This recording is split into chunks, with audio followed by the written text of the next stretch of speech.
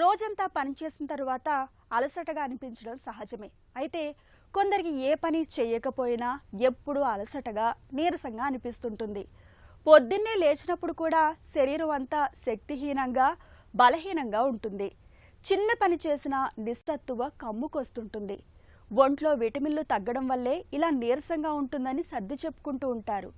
అయితే ఇలాంటి నీరసం వెనుక కొన్నిసార్లు ప్రమాదకర జబ్బులు కూడా దాగి ఉండొచ్చునని చెబుతారు నిపుణులు. తరచూ వేధించే అలసట గురించిన పూర్తి వివరాల్ని డాక్టర్ని అడిగి ఇప్పుడు తెలుసుకుందాం.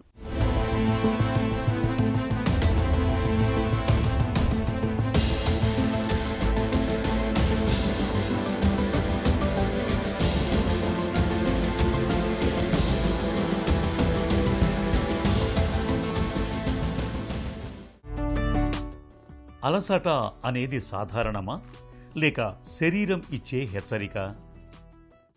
ఏ మనిషి అయినా అలసటగా ఉంది అని ఆయన పర్సనల్గా ఫీల్ అయితే దెర్ ఇస్ సంథింగ్ రాంగ్ అని అర్థం. దీంట్లో 2-3 కారణాలు ఎతకాలి.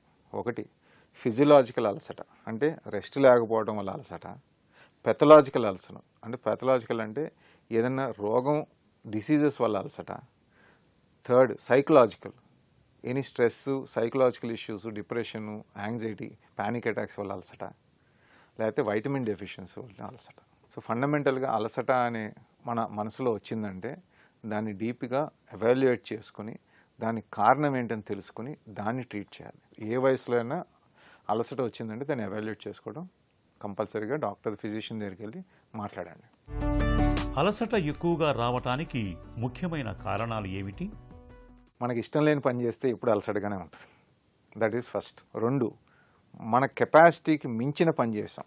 ఫర్ ఎగ్జాంపుల్, నేను 10 కేజీలు బరువు 10 కిలోమీటర్లు తీసుకెళ్ళగలను. అదే 20 కేజీలు బరువు తీసుకెళ్ళమంటే ఒక రోజు తీసుకెళ్ళను, 2 కేజీ రోజు తీసుకెళ్తాం, 3 రోజు అలసిపోతాం. ఎందుకంటే I'm not trained for it. So దానివల్ల అలసట, ఫిజికల్ అలసట. అది నెక్స్ట్ షుగరు, థైరాయిడ్ ఉంటే కూడా అలసట వస్తుంది. థైరాయిడ్ ఉంటే ఏంటంటే హైపోథైరాయిడిజం, ఎస్పెషల్లీ T3 తక్కువ ఉండటం వల్ల మన మెటబాలిజం తగ్గుద్ది.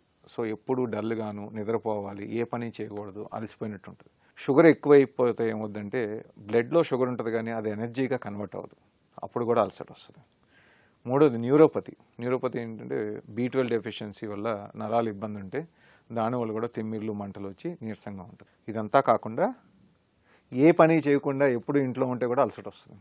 అదేంటంటే దాన్ని లేజినెస్ వల్ల వచ్చే అలసట అంటాం.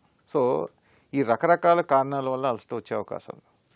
Last but not least psychiatric diseases, depression, anxiety, panic, ఇవన్నీ కూడా అలసట కారణాలు అవ్వచ్చు. విటమిన్ డి, విటమిన్ B12 లోపాలకు అలసటకు సంబంధం ఉందా? విటమిన్ డి, B12 లాస్ట్ 10 ఏళ్ళ నుంచి అందరం చూస్తున్నాం, అందరికీ డెఫిషియన్సీ ఉంది. విటమిన్ B12 జనరల్గా నాన్ వెజిటేరియన్ ఫుడ్స్లో ఎక్కువ ఉంటుంది. సో వెజిటేరియన్లో ఆబ్వియస్గా కొంచెం డెఫిషియన్సీ వచ్చే అవకాశాలు ఉంటాయి. నాన్ వెజిటేరియన్లో కూడా చాలా కాలం నుంచి మనం డెఫిషియన్సీ చూస్తున్నాం. ఎందుకంటే మనకి నాన్ వెజ్ తీసుకున్నా కానీ పొట్టలో ఇంట్రిన్సిక్ ఫ్యాక్టర్ అని ఒక ఫ్యాక్టర్ ఉంటుంది. ఆ ఫ్యాక్టర్ సరిగ్గా పనిచేయలేదు అనుకోండి, మనం ఫుడ్ తీసుకున్న B12 ఫుడ్ తీసుకున్నా కానీ అబ్జార్బ్ అవ్వదు. అట్లాంటి పేషెంట్స్కి మనం ట్యాబ్లెట్స్ ఇచ్చినా B12 డెఫిషియన్సీ అలాగే ఉంటుంది. అట్లాంటి వాళ్ళకి నేసల్ స్ప్రే లేదా సబ్లింగ్వల్ ట్యాబ్లెట్ లేకపోతే ఇంజెక్షన్ రూపంలో B12 ఇచ్చే అవకాశం. అలాగే విటమిన్ డి. విటమిన్ డి జనరల్గా వచ్చేది సూర్యరశ్మి మన స్కిన్లో పడితే విటమిన్ డి జనరేట్ అవుద్ది. ఇది ఎలా వస్తుంది? ఫండమెంటల్ మెకానిజం ఏంటంటే మన స్కిన్ డార్క్గా ఉండకూడదు. రెండోది 2 to 3 అవర్స్ మనం పొద్దున్నే ఎండ అంటే 8 to 11 ఉన్న ఎండలో 70% అంటే 70% మన బాడీ కవర్ చేసుకోకుండా ఆ ఎండలో ఉండగలిగితే మనకి అడిక్వేట్గా విటమిన్ డి వస్తుంది. సో మనం 70% అన్కవర్డ్గా ఎండలో ఉండటం జరిగే పని కాదు ఎప్పుడు. ఎందుకంటే అందరం రూముల్లో ఉంటున్నాం, ఏసీల్లో ఉంటున్నాం, ఇండోర్ వర్క్ ఎక్కువైపోయింది, అవుట్డోర్ వర్క్ తగ్గిపోయింది. సో డెఫినెట్గా విటమిన్ డి డెఫిషియన్సీస్. ఈ vitamin B12, vitamin D deficiency వస్తే నర్వస్ సిస్టము, బోన్స్, మజిల్స్, మనం ఏ పని చేయాలన్నా కోఆర్డినేషన్ నర్వ్స్ ఇస్తుంది, స్ట్రెంగ్త్ మజిల్ ఇస్తుంది. మజిల్ స్ట్రెంగ్త్ అంటే బోన్ స్ట్రెంగ్త్ ఉంటుంది. ఈ 3 ఎప్పుడు కోఆర్డినేట్గా ఉంటుంది. ఈ 2 తగ్గడం వల్ల మీకు ఈ muscle strength, bone strength, nerve strength లేకపోవడం వల్ల అలసట, పని చేయలేకపోవడం, ఎప్పుడూ నీరసంగా ఉండే అవకాశాలు ఉంటాయి. రక్తహీనత ఉన్న వారికి అలసట ఎందుకు ఎక్కువ? ఎనీమియా అంటే రక్తం అవసరం ఉన్న దానికంటే తక్కువ ఉంటాం. జనరల్గా ఇండియన్స్లో మేల్స్లో 14 to 16 గ్రామ్స్, ఫీమేల్స్లో 11 to 13 గ్రామ్స్ హీమోగ్లోబిన్ ఉండాలి. ఈ హీమోగ్లోబిన్ మ్యానుఫ్యాక్చర్ అవ్వడానికి, బాడీలో ప్రొడ్యూస్ అవ్వడానికి మనకు కావాల్సిన మెయిన్ ఏంటి? Vitamin B12, iron, folic acid. ఈ ముడి పదార్థాలు ఉంటే మన బోన్ మ్యారో, మన కిడ్నీలో ఎరిథ్రోపాయిటిన్ అనే హార్మోన్ రిలీజ్ చేసి రక్తం ప్రొడ్యూస్ చేయండి అని సిగ్నల్ బోన్ మ్యారోకి పంపిస్తే ఈ ముడి పదార్థాలు తీసుకుని రక్తం మ్యానుఫ్యాక్చర్ చేయాలి. సో కిడ్నీ సరిగ్గా ఉండాలి, బోన్ మ్యారో సరిగ్గా ఉండాలి, ముడి పదార్థాలు సరిగ్గా ఉండాలి. అంటే ముడి పదార్థాలు ఈ ఐరన్, B12, ఫోలిక్ యాసిడ్ మన ఫుడ్లో కానీ ట్యాబ్లెట్ ద్వారా కానీ తీసుకోగలిగితే మన హీమోగ్లోబిన్ కరెక్ట్గా ఉంటుంది. మన హీమోగ్లోబిన్ ఎప్పుడైతే తగ్గుద్దో మన బాడీలో ఆక్సిజన్ క్యారింగ్ కెపాసిటీ, అంటే మన హీమోగ్లోబిన్ మీదే ఆక్సిజన్ మొత్తం క్యారీ అవుతూ ఉంటుంది. ఆక్సిజన్ బ్లడ్లో క్యారీ అయ్యే సెల్స్కి ఇస్తేనే మెటబాలిజం వచ్చి ఎనర్జీ వస్తుంది. మన హీమోగ్లోబిన్ 5 ఉందనుకోండి, ఫర్ ఎగ్జాంపుల్ 15 ఉండదు అంటే మనకు 30% ఉంది. సో 30%లో ఉన్నప్పుడు డెఫినెట్గా మనకి ఎనర్జీ కూడా తగ్గిపోద్ది, ఎందుకంటే ఆక్సిజన్ క్యారింగ్ కెపాసిటీ తగ్గిపోద్ది. సో హీమోగ్లోబిన్ తగ్గి అనీమియా ఉంటే డెఫినెట్గా నీరసము, కాలు నొప్పులు, తొందరగా అలసిపోవటము, నిద్ర పట్టకపోవటం, హెయిర్ లాసు, ఆకలి లేకపోవటం, కొంతమందికి అన్నం తిన్నా మింగుడు పడకపోవటం జరిగే అవకాశాలు ఉంటాయి. తరచూ అలసటగా ఉన్నప్పుడు ఎలాంటి పరీక్షలు చేయించుకోవాలి?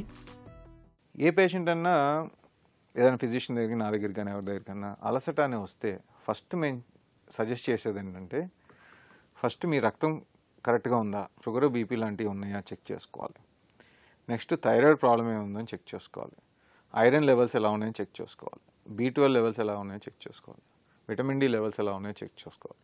ఈ పెథలాజికల్ సిస్టమ్స్ అన్ని బాగానే ఉంటే నెక్స్ట్ సైకలాజికల్ స్ట్రెస్ ఏమైనా ఉందా, యాంగ్జైటీ లెవెల్స్ ఏమన్నా, డిప్రెషన్ ఉందని అసెస్ చేసుకోవాలి. స్లీప్ క్వాలిటీ ఎలా ఉంది, ఒకవేళ వెయిట్ ఎక్కువ ఉండి అబ్స్ట్రక్టివ్ స్లీప్ అప్నియా అంటే గురక ఎక్కువ వస్తే వాళ్ళకి కూడా స్లీప్ క్వాలిటీ తక్కువ ఉంటుంది, దానివల్ల కూడా అలసట ఉంటుంది. అబ్స్ట్రక్టివ్ స్లీప్ అప్నియా ఉందా లేదో చూసుకోవాలి.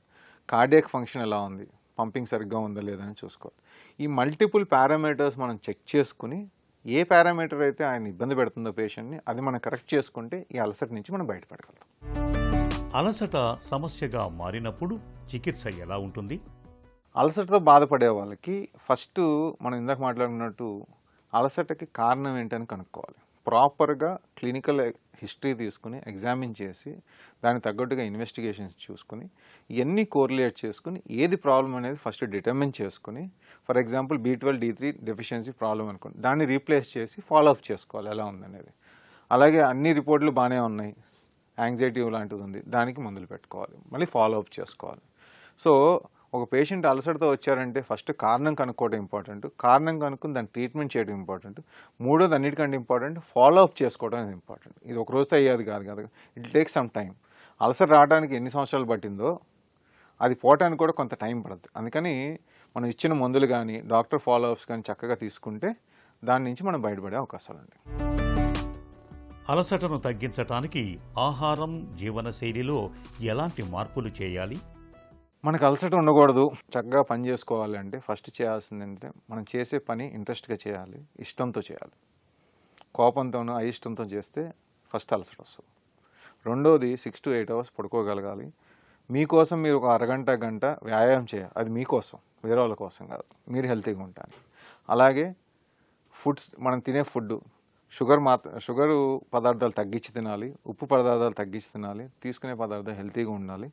రెండోది ఏదైనా డిసీజెస్ ఉన్నాయి, డయాబెటీస్ ఉంది, బీపీ ఉంది, కొలెస్ట్రాల్ ఉంది, డెఫిషియన్సీ ఉన్నాయంటే తగినంతగా కరెక్ట్ చేసుకుని ఇవన్నీ మనం కరెక్ట్గా మనం మేనేజ్ చేసుకోగలిగితే మనం అందరిలాగానే యాక్టివ్గా ఈ క్వాలిటీ ఆఫ్ లైఫ్ మనం లీడ్ చేయొచ్చు. అలసట మన ఒంట్లోని ఓపికను మొత్తం లాగేస్తుంది, ఒంట్లో అణువణువు డీలా పడిపోయేలా చేస్తుంది.